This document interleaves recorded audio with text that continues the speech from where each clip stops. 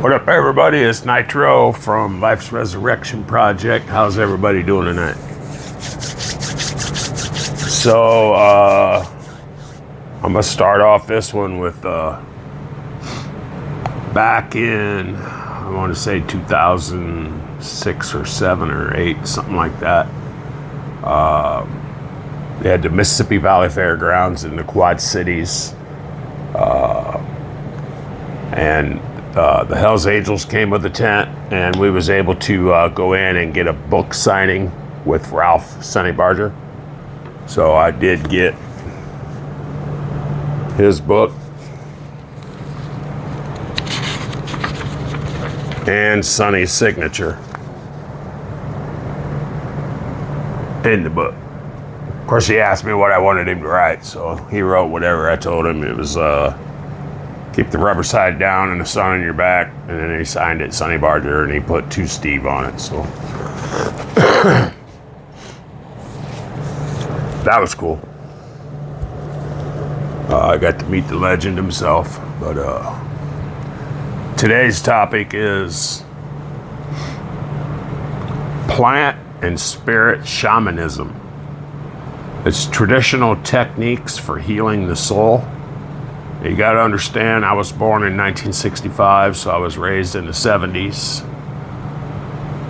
So as a teenager from 16 to maybe 25, back in them days, the late 70s and mid 80s, there was a lot of really good LSD going around, and a lot of mushrooms, and there was a lot of peyote, what they called mescaline.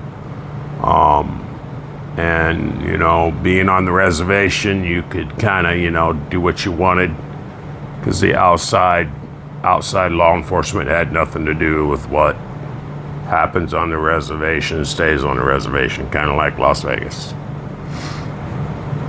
But you talk about peyote or mescaline, it was kind of like LSD. I mean, back in the day, LSD is measured in micrograms. So some LSD, nowadays, whoever makes it, you don't know what you're getting. It's dangerous, could be laced with fentanyl. I wouldn't suggest doing it. But back in my day, they didn't have fentanyl. And the LSD you got back in the late 70s was probably 400 micrograms.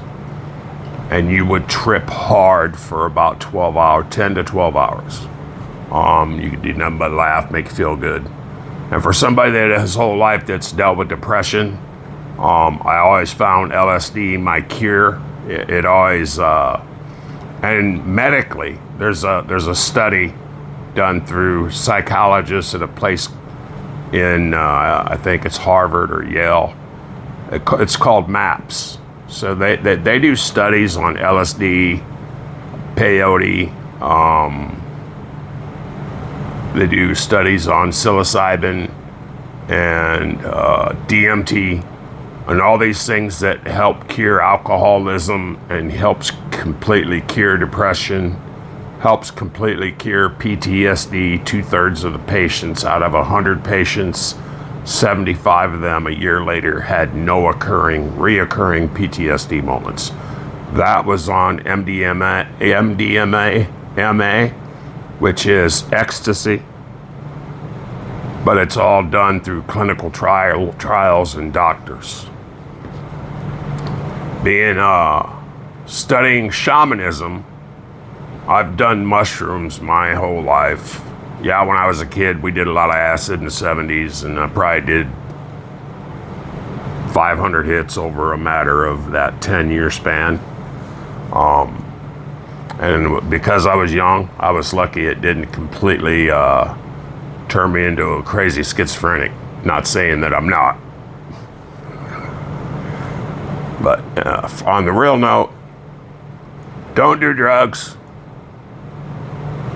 that's man-made.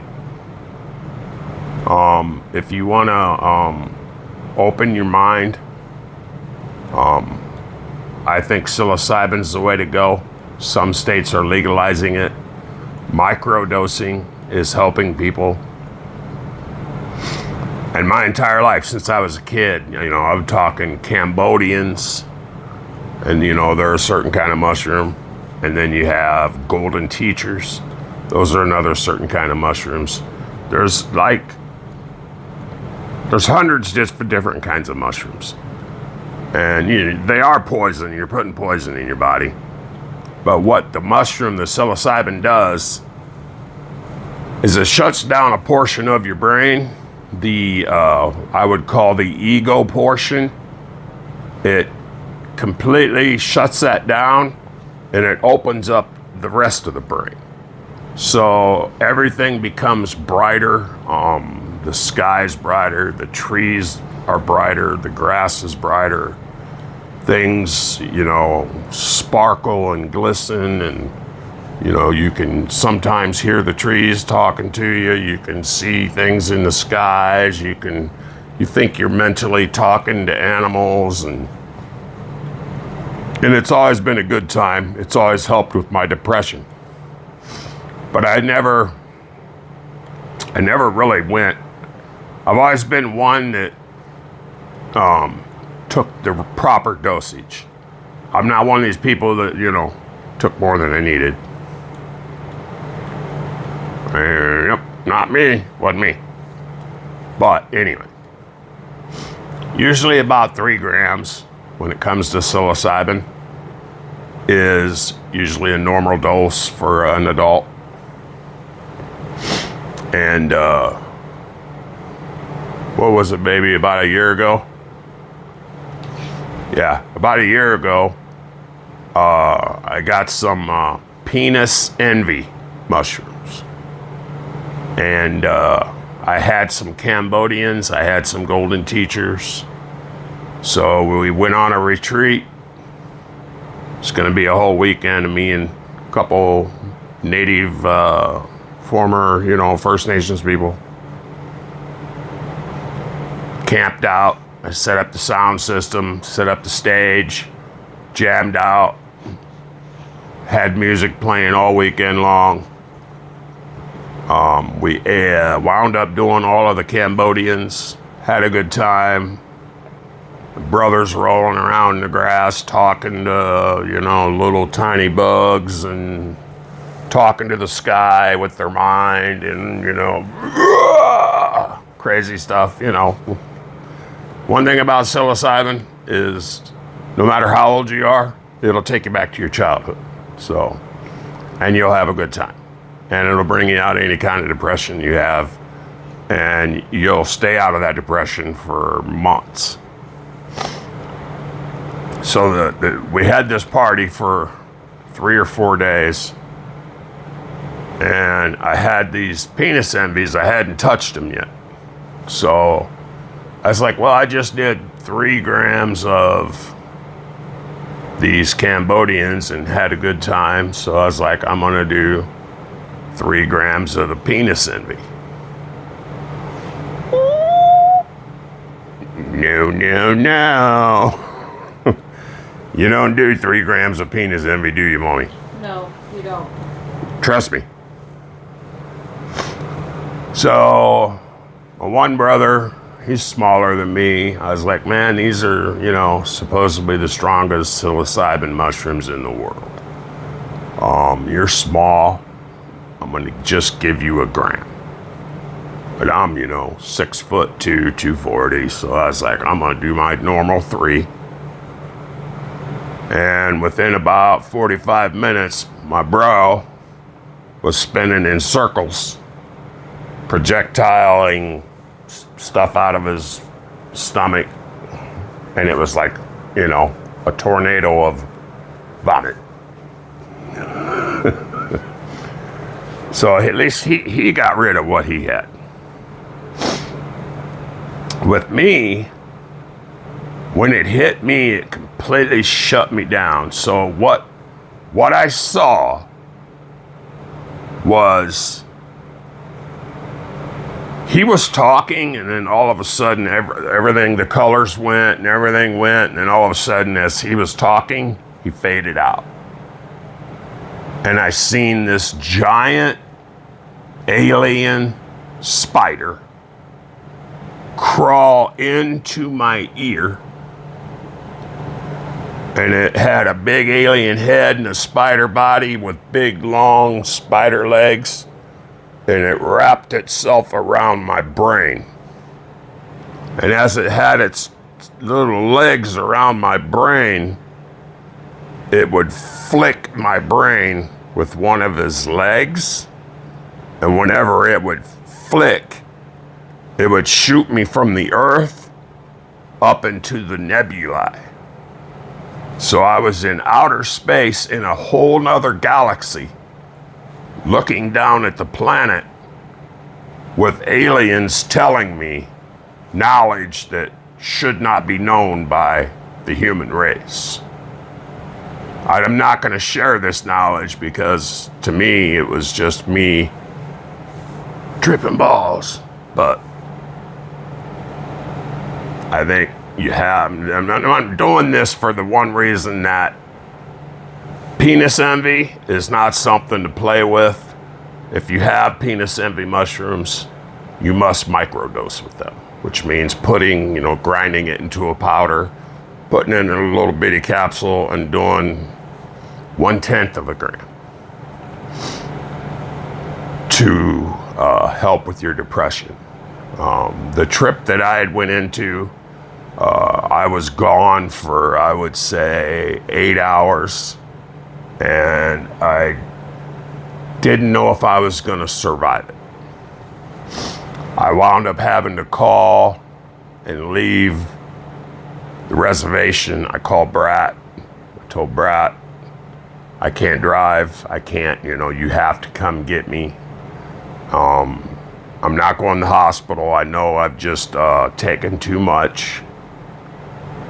And then I told her what was going on. I had different aliens attacking me. And I had that spider alien that was wrapped around his brain with its little tentacle things flicking.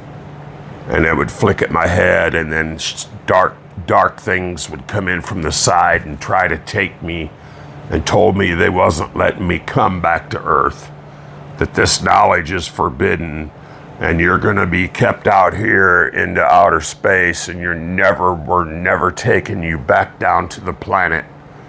And it was a really hard trip, but I learned from it.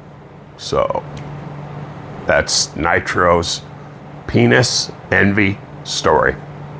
So when it comes to psilocybin, people, microdose when it comes to penis envy. And as far as all the other stuff, when it comes to psychological stuff, the LSD was proven to actually help with alcoholics. Of course, the mescaline, which is peyote, is proven spiritually to help you with depression. The same thing with psilocybin. It's actually right now they're using it in different states to save soldiers' lives that are coming home with PTSD. It completely eliminates all their thoughts of the stuff that they go through with the PTSD. And it does. People can have PTSD from just having a bad childhood, so it's not just veterans. But again, they say anywhere from 13 to 35 veterans commit suicide a day. So 988, isn't it, honey? I think it is, yeah. Yeah, the Veterans Assistance Suicide line is 988. Remember them 3 numbers. If you need help, you reach out and talk to somebody. There is help out there if you can get with the right people. Remember, it's called MAPS, MAPS, MAPS. It's a clinic where they send you to do trials. It's a federally funded psychological organization, and it's federally funded by the government that's doing these trials with psilocybin and MDMA to help with and ketamine. So I mean, there's a bunch of different things and levels that they do for different depression and different PTSD. So I wanted to jump on, just remind you guys of that. I keep this plant spirit shamanism book because I have traditional techniques in here for the cure on almost anything. If you have stomach problems, you talk about different plants that you can use. Dandelions, for one, is something that's really good for inflammation. Dandelion roots. The roots of the dandelion actually have more, a dandelion has more medical value for inflammation than anything that you can buy off the store shelf. But yet everybody in this world wants to spray weed eater on their damn dandelions. Just remember that, people. If you dry them dandelions out and you make a tea, put a little bit of honey in there, it cures inflammation. And that's just one. And this book, it's called the Plant Spirit Shamanism book. It's written by 4 shamans from all over the world, from down in Brazil, from over in Africa, from over in up here in the United States. There's 4 different kind of tribes that these people go through to write the guy that went through to write this book. I've never done DMT, and I've never done ayahuasca, and I don't know that I ever will, because psilocybin I find works for me when it comes to depression and mental illness. But I did learn a lesson on penis envy. So don't play with penis envy, people. All right, everybody. Everybody have a good night. Like, subscribe, share. Nitro's gonna probably take Brat to the hospital tomorrow. She's fighting me on it, telling me she wants me to go out and work on the bike. So y'all get down in the comments. Need to tell her she's right over here. She's listening to me. She's like, no, I'm not going to hospital. You're just going to have to go out and work on the bike because the bike's more important. Tell her, people. All right, everybody. Peace. Much love. Like, subscribe, and share. Peace out. Nitro.